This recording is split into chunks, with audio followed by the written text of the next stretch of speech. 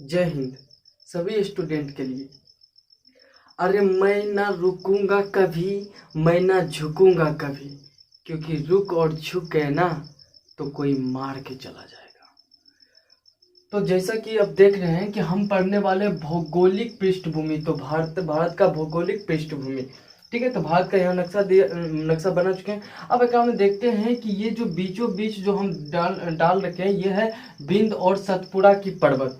बिंद और सतपुड़ा की पर्वत जो है भारत को उत्तरी भारत और दक्षिणी भारत में बांट देता है। उत्तरी भारत में देखते हैं कि एक क्षेत्र है पर्वतीय क्षेत्र, ठीक है। उत्तरी भारत में पर्वतीय क्षेत्र और उत्तरी भारत में मैदानी क्षेत्र। सेम उसी तरह से होता है दक्षिण में भी है एक पठारीय क्षेत्र और एक है मैदानी क्षेत्र। देखते हैं ये जो है उत्तर के पर्वतीय क्षेत्र ये कहाँ से फैला हुआ है। तो ये तराई के जंगल से होते हुए ये फैला हुआ है कहाँ तक, तो हिमालय के शिखर तक, जिसमें आपका कश्मीर, कांगड़ा, कुमायूं और सिक्किम का क्षेत्र आ जाता है। और यहाँ देखते हैं मैदानी क्षेत्र, उत्तर भारत का मैदानी क्षेत्र। तो उत्तर भारत का मैदानी क्षेत्र जो है, इसमें 3 नदियां बह रही है। इसमें 3 नदियां, बड़ी बड़ी नदियां, सिंधु, गंगा और यमुना।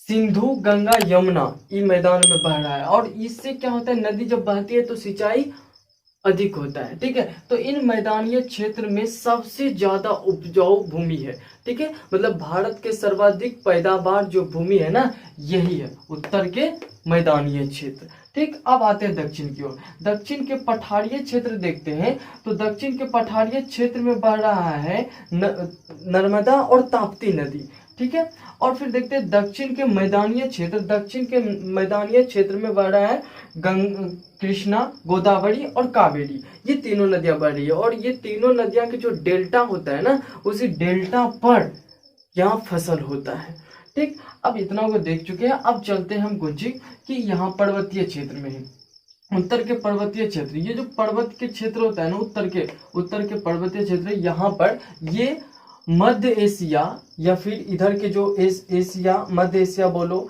या इधर के जो क्षेत्र है इसको और इस भारत महाद्वीप को अलग करता है, ये पर्वतीय क्षेत्र। और इसी पर्वत के बीच में जो है दर्रा होते हैं। दर्रा यानी कि पर्वत के बीच का सकरा रास्ता। और इसी दर्राओं के बीच, जैसे हो गया दर्रा में कौन कौन जो फेमस है वो है खेमर, बोलन और गोमल। यही दर्राओं के बीच, दर्राओं से होते हुए इधर अफगानिस्तान और ईरान के लोग यहाँ आता और व्यापार करता था, ठीक है। इसी तरह से बहुत से लोग इधर से आता था, मध्य एशिया के लोग भारत, ठीक, तो बिजनेस के लिए। यहाँ एक इधर उत्तर पश्चिम का एक क्षेत्र है मेहरगढ़।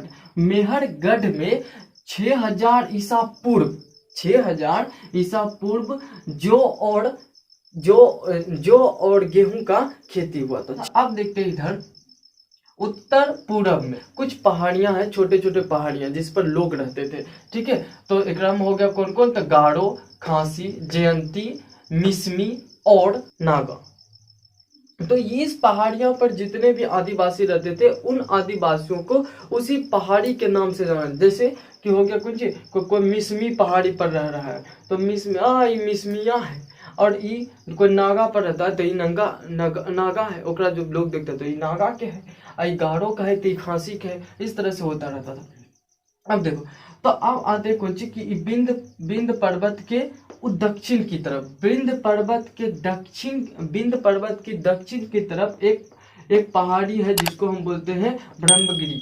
जहाँ ही ब्रह्मगिरी में महापाषाण संस्कृति का विकास हुआ था। तो इसमें होता था कौन सी कि जो मृतक होता था उसको गाड़ दिया जाता था, उसके चारों ओर पत्थर से ढक दिया जाता था, ठीक है। तो पाषाण बने ही होता है कुछ पत्थर। बिंद पर्वत के उत्तर तरफ जब देखते हैं तो यहाँ 2 पहाड़ी है, कोल्डी हवा और चौपानी मांगो, ठीक है। कोल्डी हवा क्या है, यहाँ कोल्डी हवा, ये दोनों ऐसे स्थल थे जहाँ धान की खेती होती थी, ठीक है। मतलब कि धान आने की चार या चावल। अब देखो उत्तर की तरफ जो यहाँ देख रहे हैं कि गंगा था ना, गंगा नदी के दक्षिण के क्षेत्र, जहाँ मान लो कि ऐसे करके गंगा नदी बह रही है, ठीक है। तो गंगा नदी के दक्षिण के क्षेत्र को मगध कहते थे, मगध, ठीक है। मगध जब हम पढ़ेंगे आगे तो समझ में आ जाएगा।